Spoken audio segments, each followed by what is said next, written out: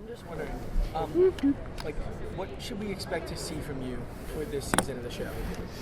Well, Barnes is a sort of a force of nature, and he comes in as a counterbalance to the rise of the villains, which is the name of this season, right? The villains are running amok, and they've been brazen enough to go into the precinct and slaughter cops and kill my predecessor. So he comes in on a war footing, frankly. The only thing is that he refuses to acquiesce to the temptation of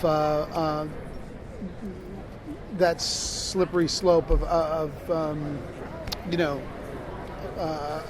ends justifies the means law enforcement. In other words, he wants to get the bad guy, but he wants to do it right.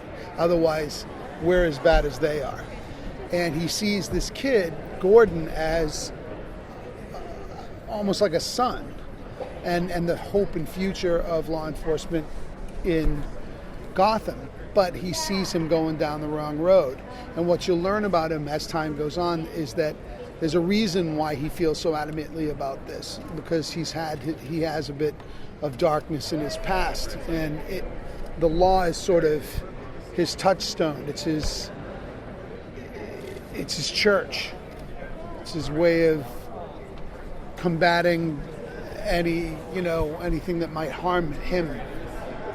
So I think that's really strong and really cool from a character standpoint. And I like three-dimensional people, and we were saying earlier, if I, to play a cop, I want to play someone who's different and in a different world, and this world is decidedly different, but familiar at the same time. I love that I've done comic book stuff before, but this is very different than the comic book stuff I've done before. And I've done a lot of cop show genre stuff. This is very different than that, but it's sort of this great hybrid of the two, so best of both worlds, right?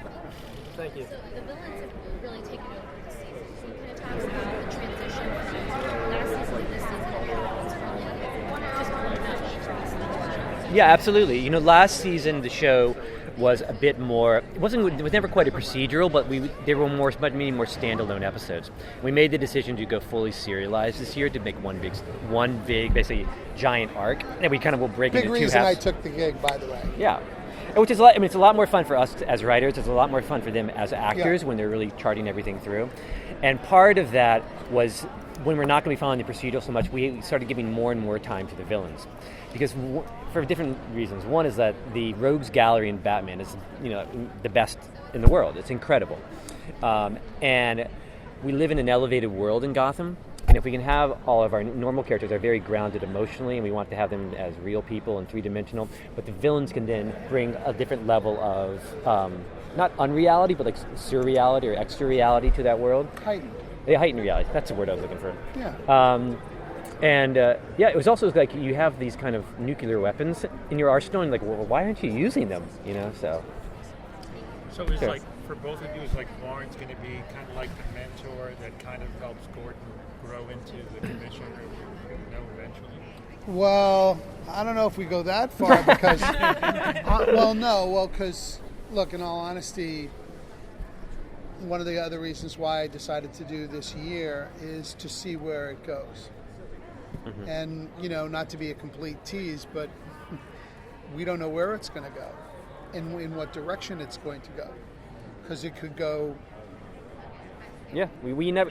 either anywhere. When you're mapping out these stories, a lot of times it's like you're saying, well, I know I'm driving to Chicago, but I don't know how I'm going to get to Chicago. Yeah. Like you actually have like an endpoint, but the road there too can always be a surprise. I could be an ally or a problem down the line.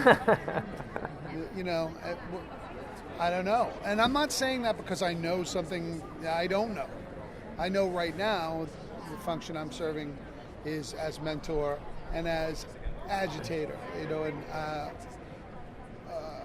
yes, I'm trying to keep this kid on the straight and narrow, and I'm also trying to, groom him, but I got the feeling that some shit is going to happen to me too. It's always very, the way we kind of like, we think about our characters and people who live in there is like, we very much live by that noir adage of like, you look into the darkness and the darkness always looks into you. Yeah. And we put everybody on that spectrum of like light and dark, and we want to move them all to one side and the other side. And some people will go into the dark and be able to pull themselves out. Some people, will go into the dark and just stay there. And with Barnes, he's someone who has been into that dark side and pulled himself out. And the question will be like, is that an example, to Gordon, where Gordon can follow? Is Barnes able to stay where he is, And because we know everybody is fluid along that spectrum, it's exciting to watch, I guess.